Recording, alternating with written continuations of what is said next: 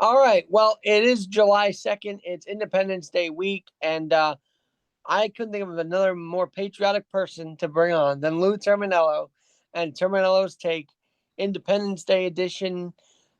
Patriotic baseball is on the way. Subway Series. Lou Terminello, let's start there. As of last check, right now, the Yanks are getting beat up 7-0 across the border against Toronto.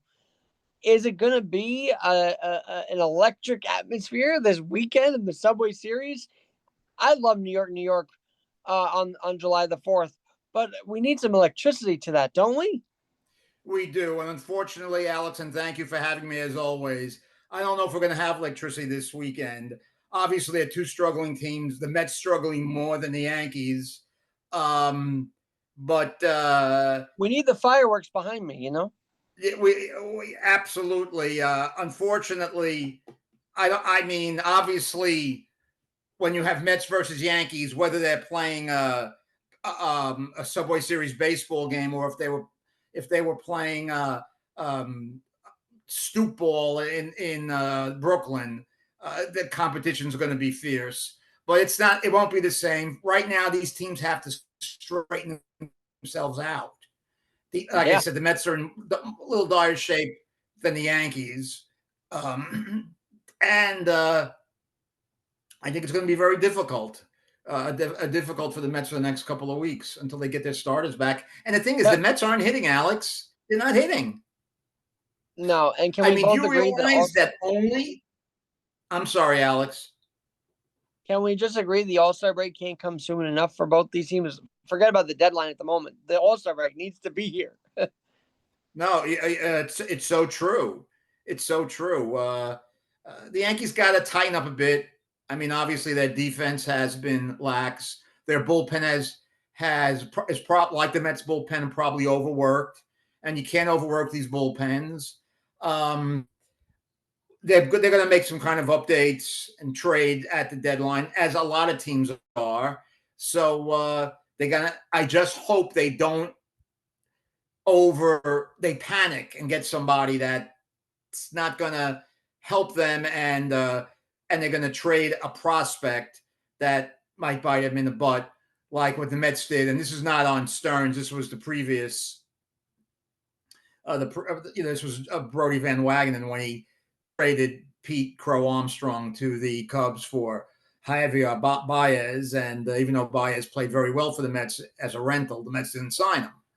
So, and actually, Baez is one of the reasons why the Tigers now, after a couple of off years, he's having a good year, and why the Tigers are flying high in the American League Central, a division that they already have clinched. Nobody's catching them.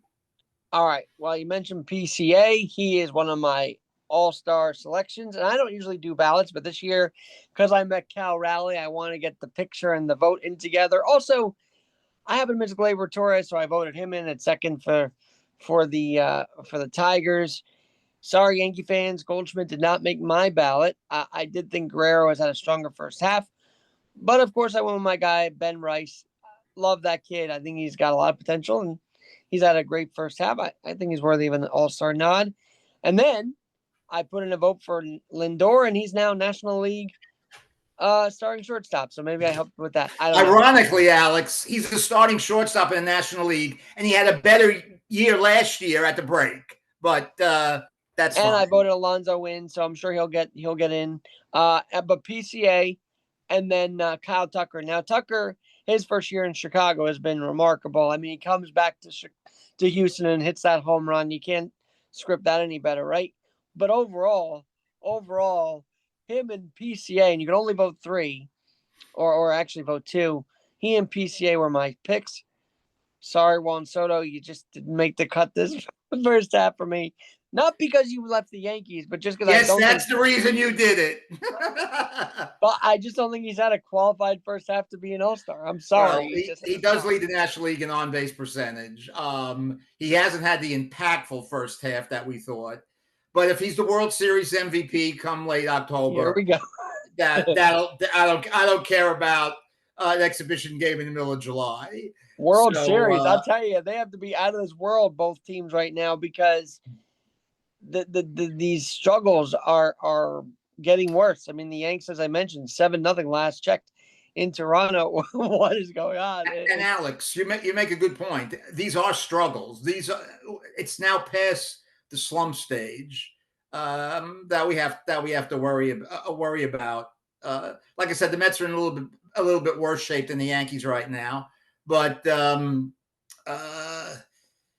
it's here are the starters, by the way. Cal Raleigh, O'Hearn of the Orioles at DH, Raleigh at catcher, Glaber at second, J Ram at third. I thought Jose Ramirez deserved that vote.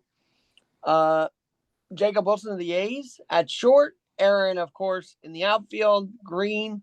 Look, Detroit's got a few of these guys because they've had a great first half. Riley Green and Javi Baez, who you just mentioned, and then Guerrero Jr. at first. So I kind of voted a few of those in, and they became starters.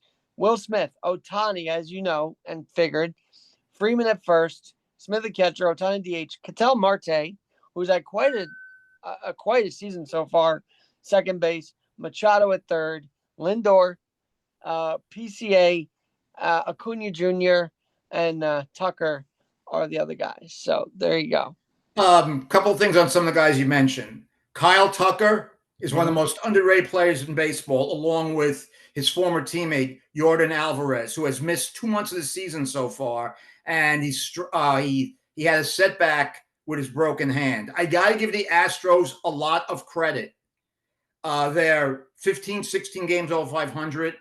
It looks like they're going to win that division again. I'm surprised that they're able to do this. I mean, just think, they've lost over the last 4 or 5 years. They've lost George Springer. They lost Carlos Correa. They've lost Kyle Tucker. They've lost Bregman. And I didn't think they would be this good this year. So I don't think they're World Series good, but they're good. Well, I think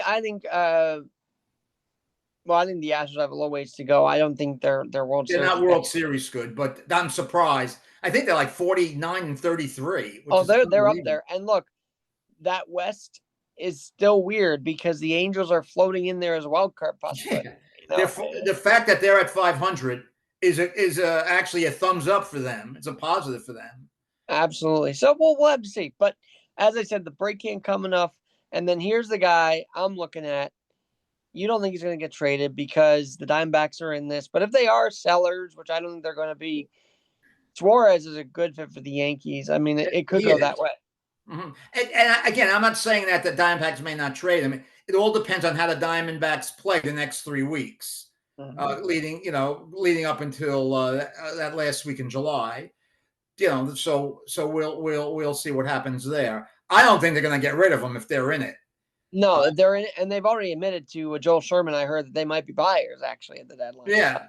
Well, that's the thing now, Alex. When you have additional playoff teams in, a couple of years ago, there were more teams that would be sellers. Now, everybody, look at Detroit last year. They did sell. They sell Jack Flaherty to the Dodgers last year. And they thought they were out of it. Then they got hot, real hot. And they made the playoffs, and they got to the second round.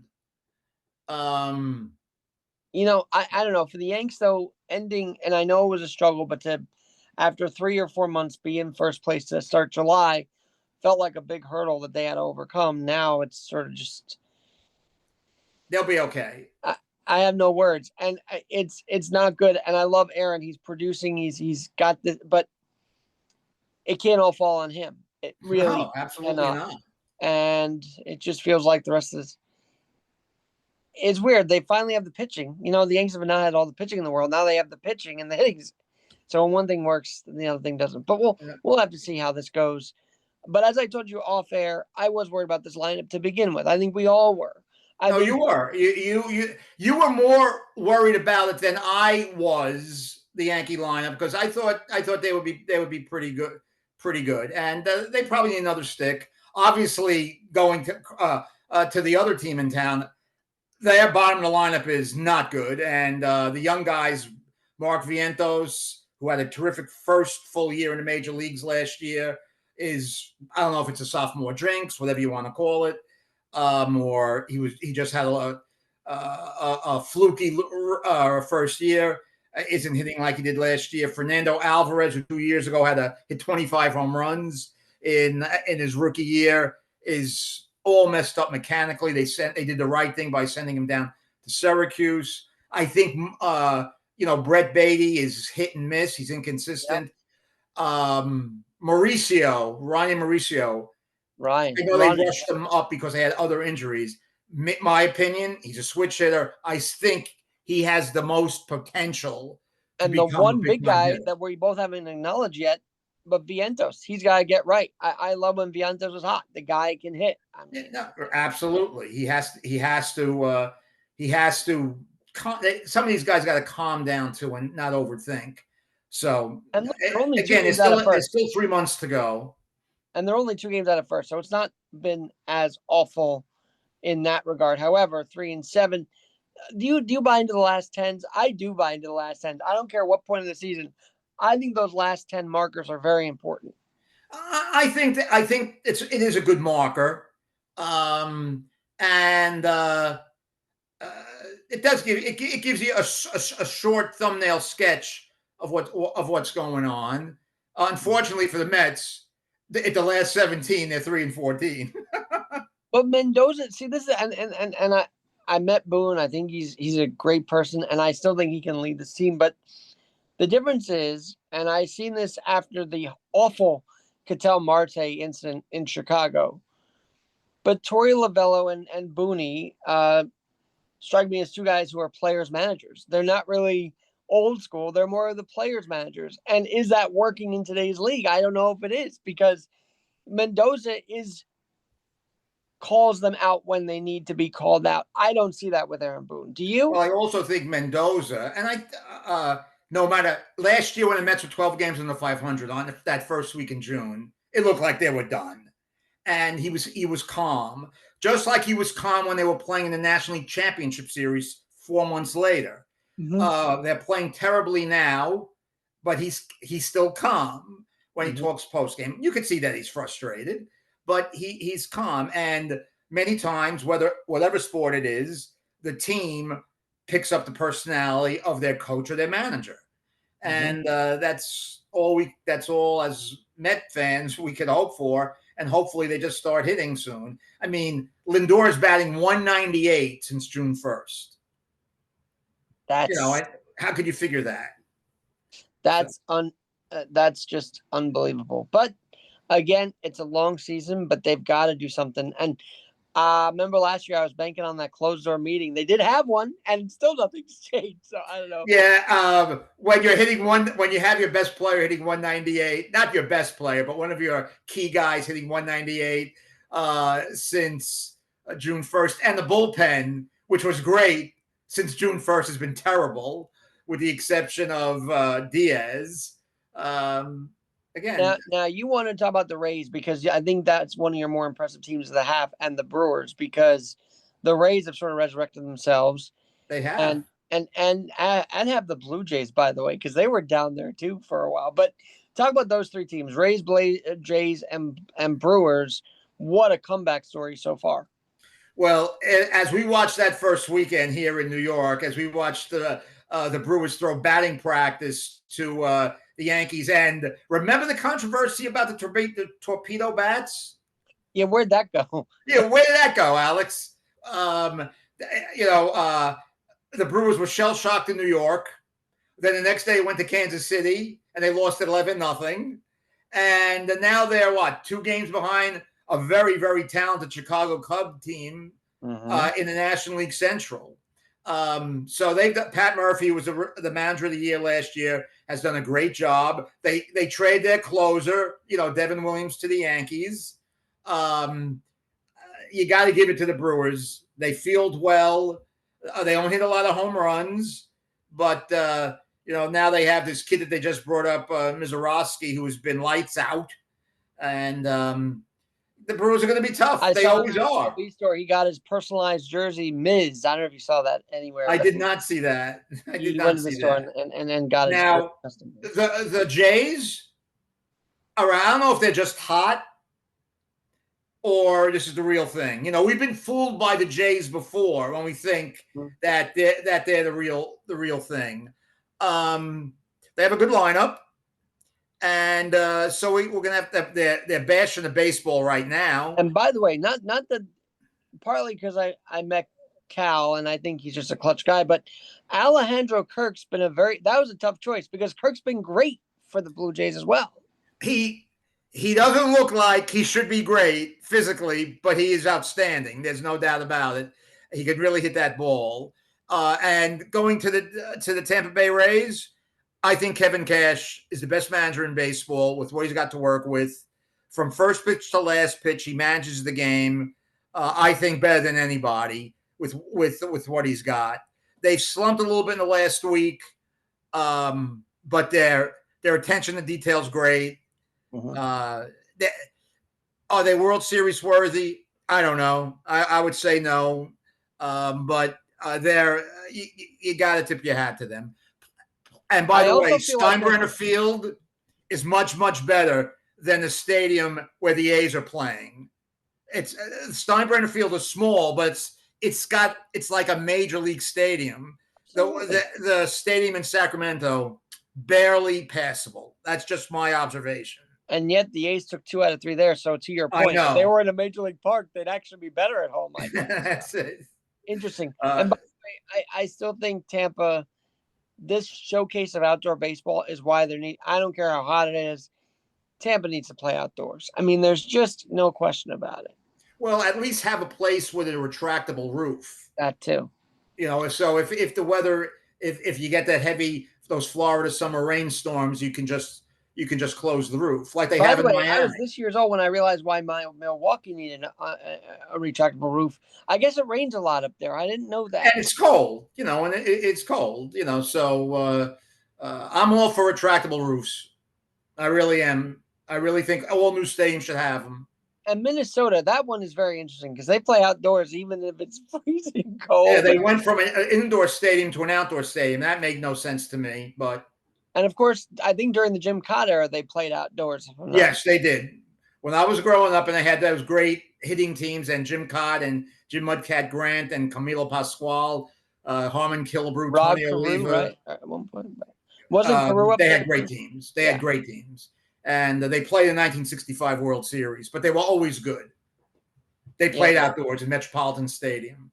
Yeah, no, that's there's some old footage about that. I'd recommend the younger generation take a look just to see about that. No doubt about it.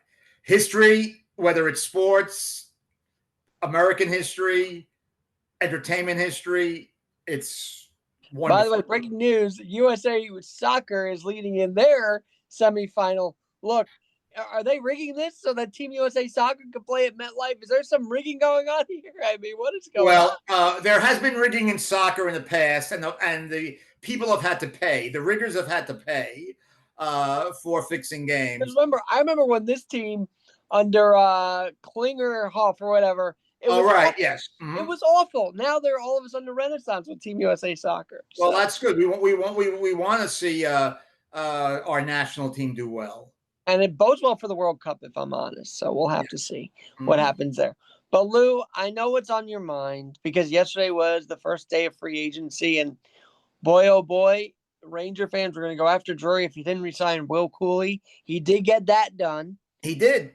And fans were actually happy Keandre's traded. So there's that movement too. But what stuck out to you? I mean, they kind of got this defenseman for 7 years. I've never really seen him play up until his signing. So what's going on? The Rangers made some good moves yesterday. I would say the Rangers made good moves. They traded the human turnover, Keandre Miller. Now he got $60 million from the Carolina Hurricanes for 8 years, which is shocking to me. And they, getting Cooley was obviously that was a key thing. The defenseman that they signed from the Los Angeles Kings, Vladislav let's see, what is his last name? I mean, I've seen him play many times. He's a body checker. He's Gaprikov. Yeah, Gaprikov. He's Alex, a positive. a positive. Gavrikov is Because a the Rangers have positive. not had a hitter. Even in that playoff run of 24, we were all looking for that hitter. Keandre did not do that. Okay, he did not hit, and Rempe hits too much. The guy gets suspended half the time, so they need a decent. Right, and Rempe's going to be on the team this year. Apparently, he's trying to polish off his skills and try to become more skillful. So you know, the Rangers will be the Rangers are making some changes. Alex, I'll be honest with you, how good they are. The Montreal Canadiens improved their team. Um,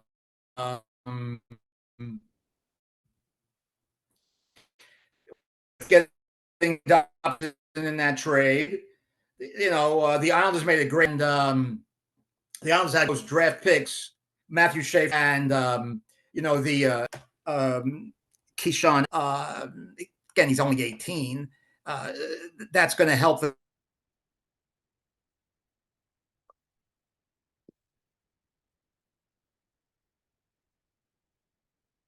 Lou, you there? Lou, you there? I'm here. I guess All we right. got cut off there for a second. Well, no, you were mentioning about you mentioned that the Montreal defense is gonna. Montreal's made a lot of improvements, but I want to go to the Islanders because when we last were together, you compared Mr. Schaefer to Bobby Orr, and if Mr. Schaefer was listening, I'm sure he was pretty flattered by that. But let's go into that more. Let me. I saw him make a couple of rink to rink, a red line, goal line to goal line rushes. That reminded me of Bobby Orr. There's only one Bobby Orr. There's only one. Just to be clear about that. Yes, but there's only one Bobby Orr, the greatest defenseman of all time. And the Islanders made it. That Dobson trade is going to be great for Montreal. It's going to and if the two picks work out for the Islanders, it's going to be great for the Islanders. And according to every draftnik, every NHL draft analyst, the two guys that the Islanders picked, and I'm going to be honest with you, I haven't seen them play. I really didn't see Schaefer play. Usually, like I've told you, I see these junior players play, but well, you know who did see? The scrimmage? Our buddy Ryan Pagano was out at watching the scrimmage, and he said it was a sellout crowd. So people are amped. Islander Nation is amped right now. Yeah, no, I mean they picked Victor Eklund, who's a smallish forward, but apparently he goes into the dirty areas, and he's like a power forward. So the Islanders need that. They don't have enough bodies in front of the net. Again, he's 18, and the defenseman that they drafted with the number 17. I actually saw this kid interviewed, and he's very impressive. Keyshawn Atkinson. He played for the Barrie Colts. 6'1", 200 pounds. He was voted the outstanding body checker in the Eastern Conference of the Ontario Hockey League. The Islanders need that. Obviously, signing Alexander Romanov, who's an outstanding body checker, that's going to help them. Again, I don't know how quickly these guys are going to make the NHL. Matthew Schaefer, I saw him interviewed yesterday. I don't know if it was before or after the scrimmage. I think he thinks he has a chance to be in the National Hockey League next year. But Alex, you see him. I saw him at the NHL Combine on NHL Network. In his shorts and in his T-shirt, he looks like a kid. Yeah. Going against NHL men at the age of 17. I don't know. That's why you have money. You got to develop these kids. Yeah, so. I don't know. Now, he can't play in the American Hockey League next year because he's under 20. So he would have to go back to the Erie Otters. Now, if he plays 10 games with the Islanders next year, they got to keep him for the whole season. So we'll Oh, see. But the kid's very impressive. He's so mature. well, I could see him as a future captain of the Islanders. we'll see, and I'm sure he wants to have Waugh as his head coach. I mean, how cool would that be for that kid? But Well, it's going to be interesting to see without Lou Lamoriello there if Patrick Waugh, who likes to play a more fast-paced game, unlike Lou, who likes to play more of that close-checking defensive style. I'm not saying that the Islanders should be giving up 50 shots a game. I'm not saying that, sure, but we're going to see how how that all works out. And the only thing that I question what the Islanders did yesterday, they signed Jonathan Drouin to a 2-year deal, $4 million. Jonathan Drouin, when he came into the league, he was number 3 overall pick in 2013 with the Tampa Bay Lightning. He was supposed to be a big time scorer. Well, he's okay, but he never made it big time. But if he can help the Islanders on a power play, which we know is been a problem for them, I guess he'll help. When I saw that signing yesterday come across the board, I was surprised. I'll tell you that. But I don't know. I don't think the Islanders are. I don't know if the Islanders are a playoff team or not. Because last year you had Detroit, who didn't make the playoffs, getting John Gibson. That solves their goaltending problem. They got a lot of talent, so they're going to be a problem. So I think that for the Islanders and the Rangers, they're no sure things for the playoffs. Now the team that should be the sure thing for the playoffs, and they got to play better and they got to stay healthy, are the Devils. And they did a good thing yesterday by signing their backup goalie Jake Allen for 5 years. They re-signed Cody Glass. They picked up a couple of other guys for the bottom 6. Connor Brown from Edmonton. That's going to help them a lot. But next year, the Devils have to make that move next year. They have to. It can't be a good regular season and they get knocked out in the first round by the Carolina Hurricanes. Can't happen. They got to make their mark. So, and again, the other thing, Alex, we're a year away from Connor McDavid free agency. Are the Oilers going to extend him before training camp? I think they are. But what about if they don't? Right. Well, one more thing on this, because we talked about it a while ago. Oh my God, Matt Marner canceling his charity event. What does that mean? Well, now he is a Vegas Golden Knight, and they are formidable. You look at that roster, Eichel and him. What a team that's going to be. Well, you talk about Mitch Marner, as you know, one of my favorite players. I would have done anything, I've told you in the past, for the Islanders to get a guy like that. Alex, he could do everything. He's got a little bit of the Adam Judge syndrome. Great in the regular season and hasn't been able to perform in the playoffs so far. Just like I'm sure Aaron Judge will have a big playoff 1 year before he retires. There's no question. But like Aaron Judge could do everything on the baseball field, Mitch Marner could do everything on the hockey rink. He can kill penalties. He's a great passer. He's got a high hockey IQ. What a great pickup for the Golden Knights. Now, next year at this time, Jack Eichel will be a free agent. So are they going to pony up that kind of money for Eichel after they pony up the money for Marner, who got 8 years? And I guess he's getting $12 million a year, which I heard, and I don't know if this is true, I heard $8 million, $12 million in Vegas because Nevada is a no-tax state, and the U.S. dollar is stronger than the Ontario dollar, the Canadian dollar. It would have to be the equivalent of $16 million in Canada. Well, I don't know if that's accurate, but by the way, I love when Liam McHugh and all these guys pressure Bettman about the non-state tax. Because look, these states have an advantage over New York. There is talk about one leg up. That's one leg up for the Lightning and for Vegas. They can do whatever the hell they want. All right, I'll agree with you halfway. For 30 years, the Florida Panthers were pathetic. And they still had the no tax floor in the state of Florida. And talking about the two-time Stanley Cup champion Florida Panthers, you got to tip your hat to their general manager, Bill Zito. You got to tip your hat to Sam Bennett. He signed for 8 years, took a little less money that he could have got somewhere else. Aaron Ekblad, the right-handed shooting defenseman, probably left $15 million on the table over the life of the contract. And at the age of 37, Brad Marchand got 6 years. So they kept all 3 guys. All 12 forwards who played in clinching game 6 against Edmonton have been re-signed, or they're going to be on the roster next year as Florida tries to win 3 Stanley Cups in a row. Repeat. Now, that hasn't been done in my memory since at least the Detroit era, right? I feel like the Red Wings did something like that. The last team to do it, I think, was when the Islanders won their 4 in a row. Because Edmonton won the next 2 years in 84 and 85, lost in 86. They didn't even get to the final round. They lost to Calgary, who got to the Stanley Cup final and lost to Montreal. Then Edmonton won the Cup in 87 and 88, didn't in 89, and then won it in 90. So they never won 3 in a row, but they won 5 in 7 years. So the Islanders were the last team to win 3 in a row. I saw a very hot take.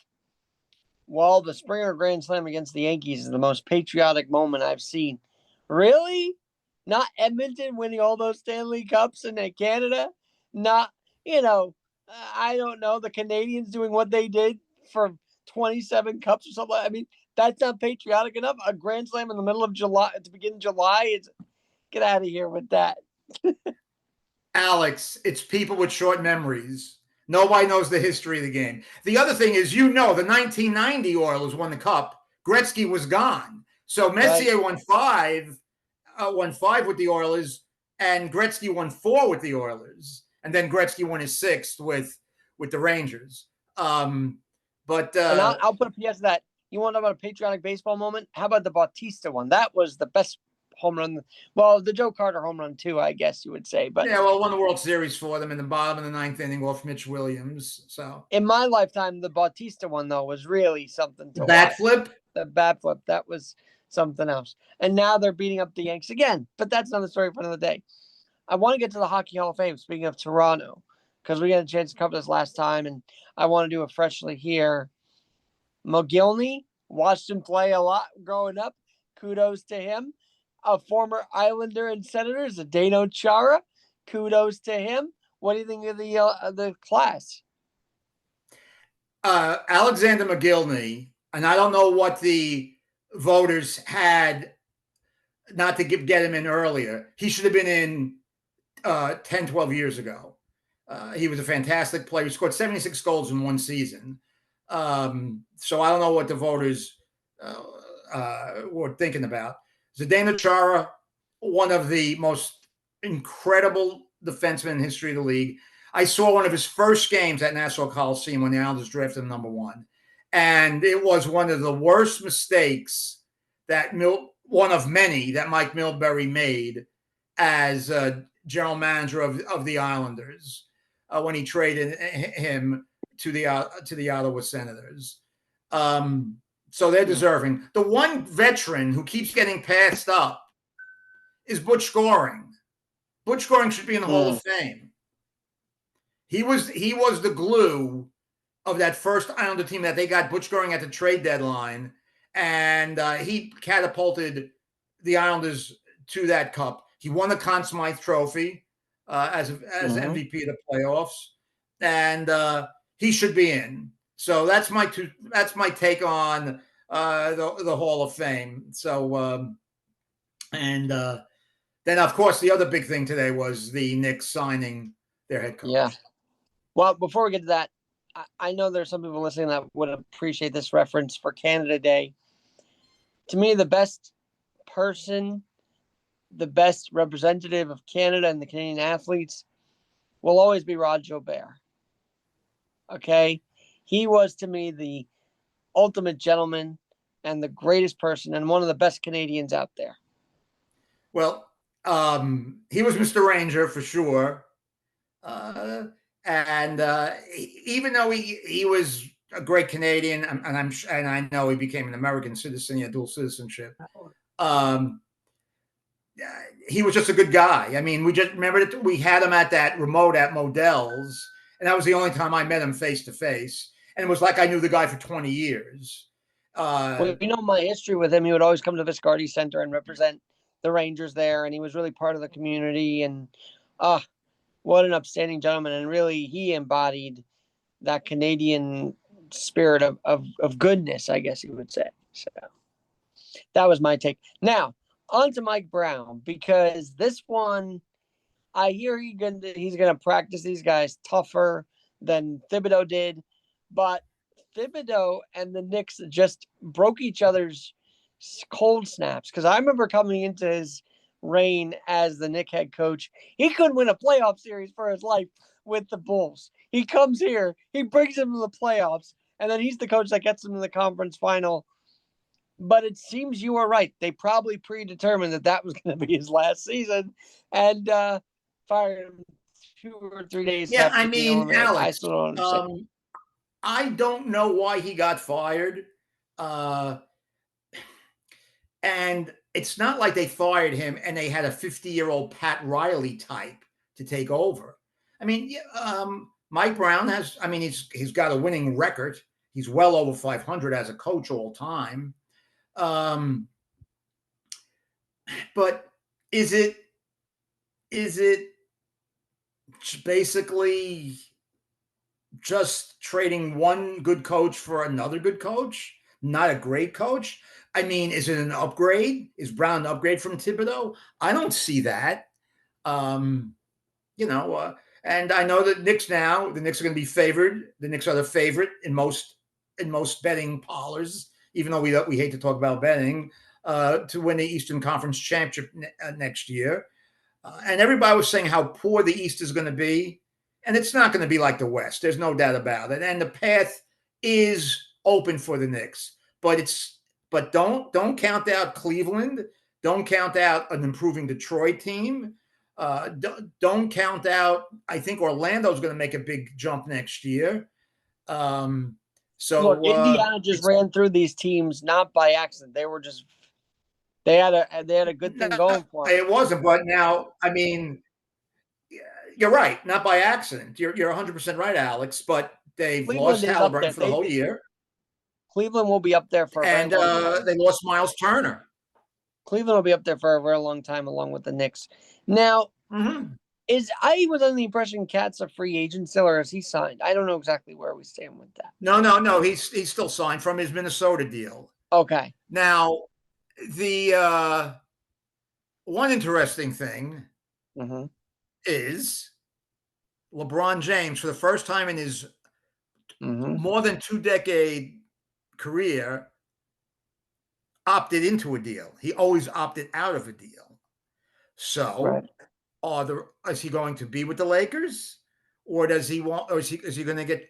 Is he going to ask for a trade? That's been rumored about. Yeah, him and Giannis are really trade talks right now. So we'll have to see. And I heard from a couple of people that Antetokounmpo is not going anywhere. Now, of course, that could change next week. But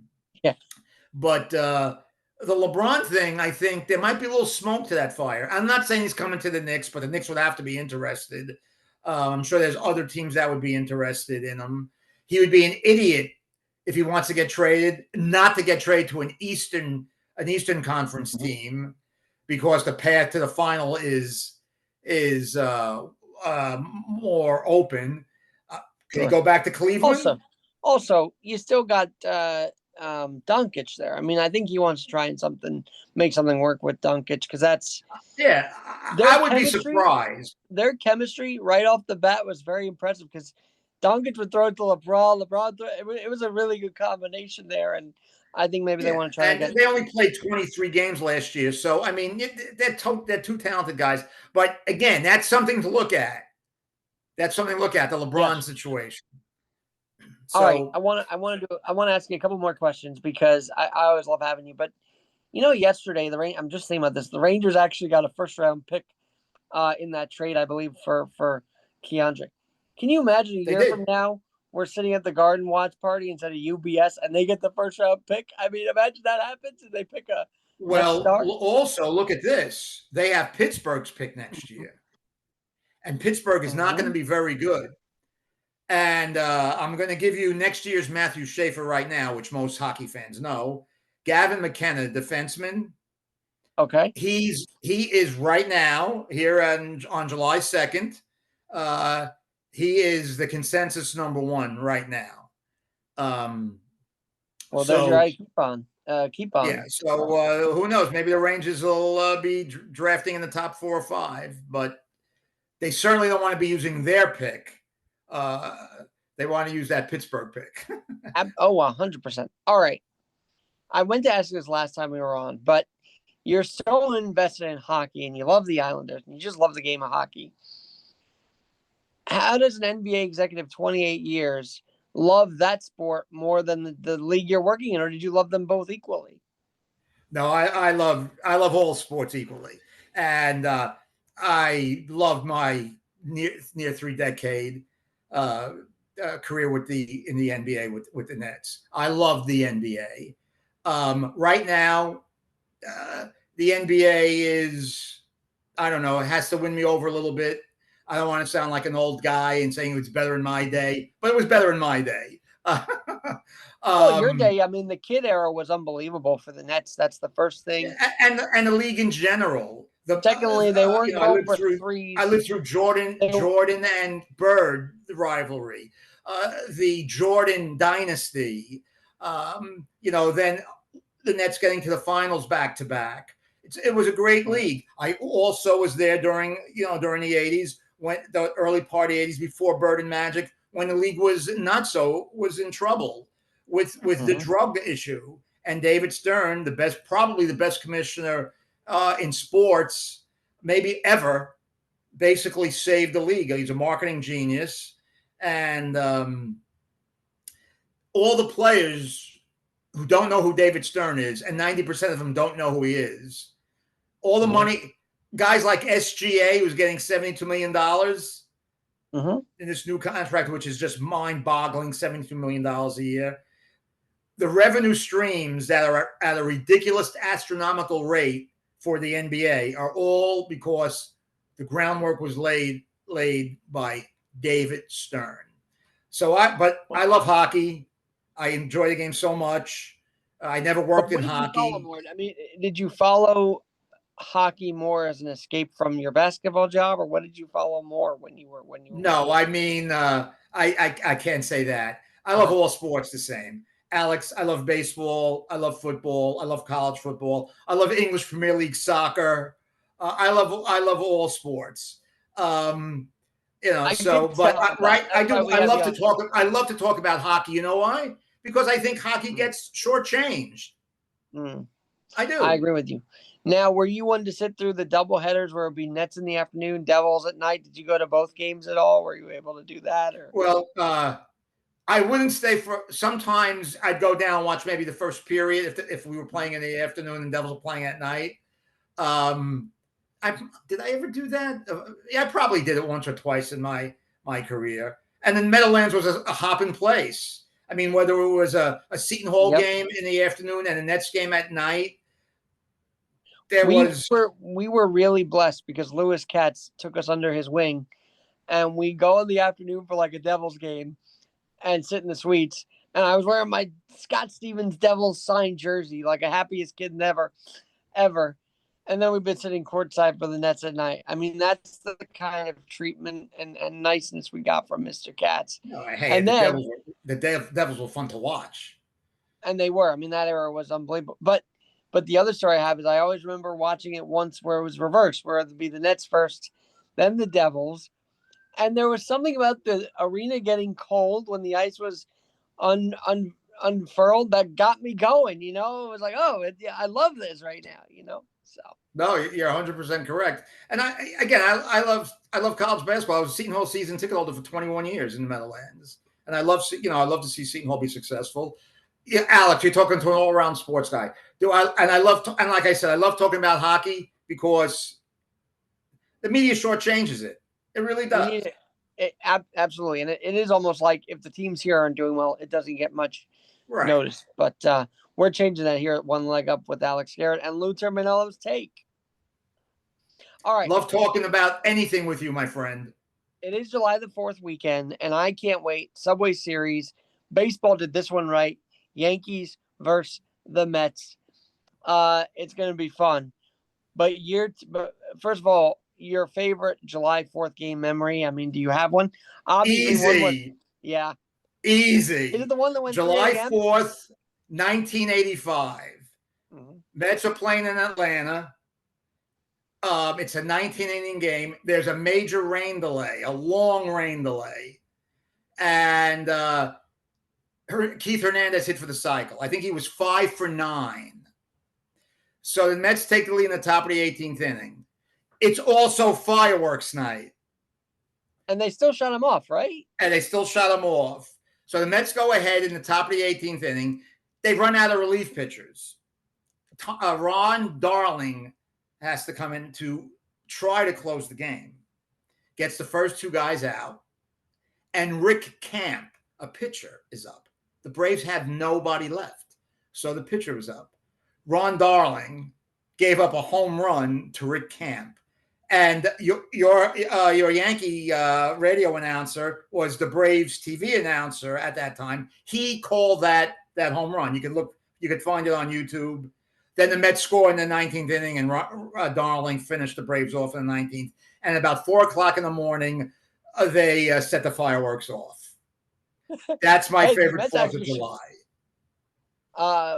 And I stayed up to watch the whole game. Wow. Well, I wasn't around for Rags no-hitter, but Dave Rigetti throwing a no-hitter on Mitch Brenner's birthday. But you know what I often found interesting, not this year, but there were other years, either here or there, they'd always play the boss's hometown Indians. I don't know how that worked out, but they seemed to always play Cleveland, and Cleveland would beat us on July the 4th that time. That was kind of interesting. You mentioned the Rigetti no-hitter. I remember watching that with my family. Mel Allen did the play-by-play on Sports Channel. The greatness of Mel Allen, even at that advanced age, was still there. And the Red Sox had come in, Alex, scalding hot with the bats. And Rigetti threw a no-hitter that day. A very impressive no-hitter. And the guy flew in. I think he did the parachute during the no-hitter. So that was kind of interesting, too. Yeah, that I don't remember. But I do remember the guy coming down in the World Series. That was the start because of July the 4th. So that was to start the whole thing. But no, July 4th is always a fun time to have a baseball game, and it's always special. But Americana. No, that no-hitter and then the 19-inning game, they talked about that recently because the Mets had a 1 a.m. fireworks night because it was ending so late. But they shot him off at 1 in the morning. I was very impressed that they did that. But there you go. Well, here's my final thought on all this. Year 250, if the Philadelphia Phillies are not home on July 4th, 2026, I will be so pissed at Major League Baseball. They have to make that happen. You're right. And just so they don't screw it up, send Commissioner Manfred a note on that. You're right. And say, I don't care if the All-Star Game's in Philly for 2026. You got to play the Phillies at home, too. Okay? No doubt. And it'd be fun to go to. Well, Terminello's take, it's been a blast. It's been fun. And, if you keep comparing Mr. Schaefer to Bobby Orr, maybe they'll give him some luck. We'll see. No, now don't get me in trouble for that. There was only one Bobby Orr. I was comparing one or 2 plays. But I'll tell you one thing. I hope this kid makes it big time because he's such a good kid. So. And maybe we'll have Pag's perspective on to give us an update from Islanders camp in the coming days. That would be great. All right. Lou Terminello, happy 4th of July, and may God bless America. And, yes. Happy 4th of July. God bless America. And Alex, thank you for always having me on.